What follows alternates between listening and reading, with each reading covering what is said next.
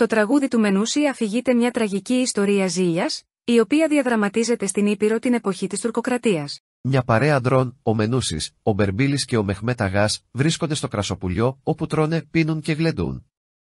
Όταν το γλέντι έχει ανάψει, η κουβέντα φτάνει στις όμορφες γυναίκες.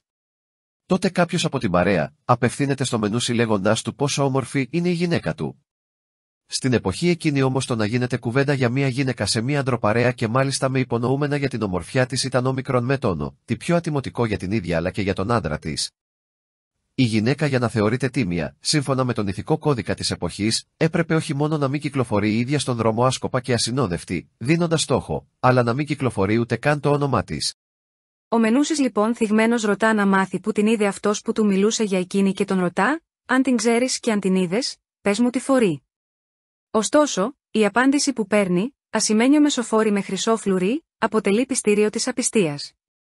Ο Μενούσης ένιωσε πως ατιμάστηκε από τη συμπεριφορά της γυναίκας του. Αυτό σε συνδυασμό με τη ζήλια και το μεθύσι που είχε προηγηθεί, οδηγεί τον πρωταγωνιστή στο έγκλημα. Ο Μενούσης γυρίζει στο σπίτι και τη σφάζει, ενώ την επόμενη μέρα, ξεμεθυσμένος την κλαίει.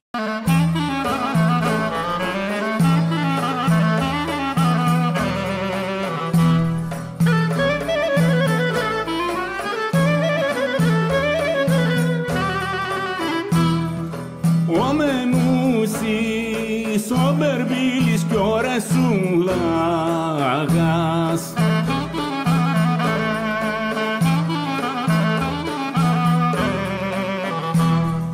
σε κρασόπουλιο πήγαιναν για να πάνε να πιούν.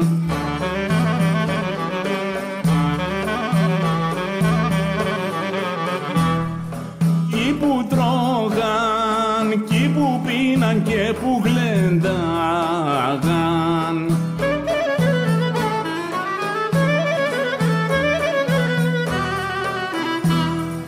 Κάπου πιάσαν την κουβέντα για τις μόρφες.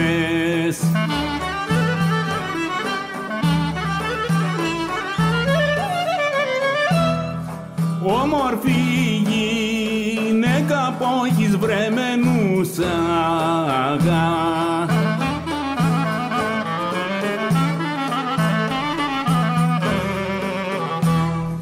Που την είδες, που την ξέρεις και τι μόλογας.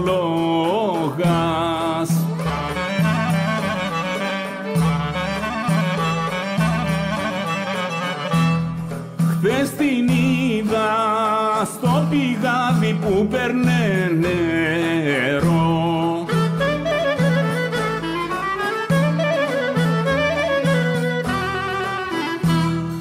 Και της δώσα το μαντίλι και μου το πλύνε.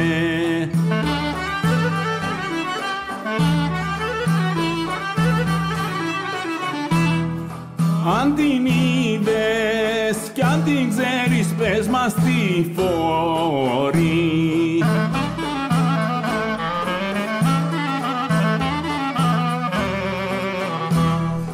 Ασημένιο μεσοφόρι με χρυσό πουλί.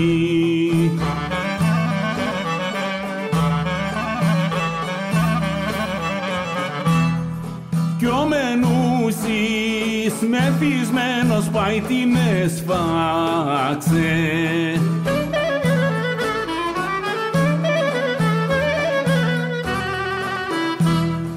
Το πρωί μεθυσμένος πάει την έκλαψε.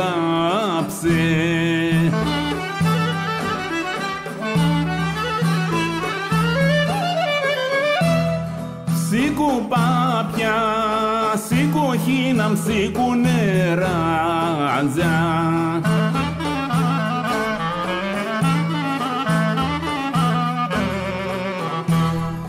Σήκω νου σου και χτενίσου και πας στο χώρο.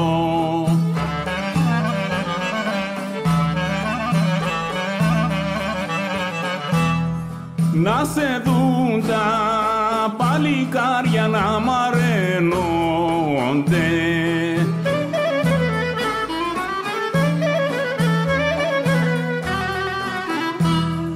να σε δω κι εγώ καημένος να σε χαίρομαι.